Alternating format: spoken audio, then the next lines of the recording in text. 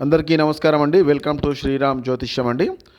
ఈరోజు ధనుర్ లగ్నానికి పాపగ్రహాలు మరియు శుభగ్రహాలు ఏంటివో ఇప్పుడు మనము వివరంగా చూద్దాం. ముందుగా లైక్ చేయండి, షేర్ చేయండి, సబ్స్క్రైబ్ చేయండి.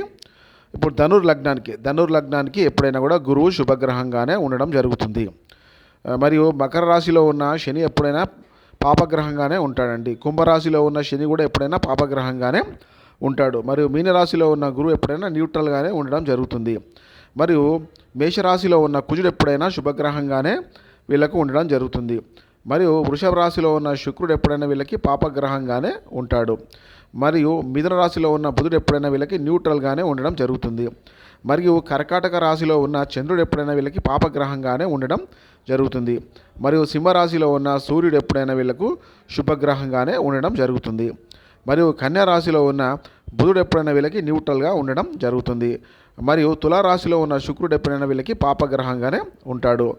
మనం ఇప్పుడు లగ్నాల కోసం మాట్లాడుకుంటున్నామండి. లగ్నాల తర్వాత ఏ గ్రహము ఏ ఇంట్లో ఉంటే ఎటువంటి ఫలితం వస్తుందో మీకు పూర్తి వివరంగా నేను చెప్తానండి.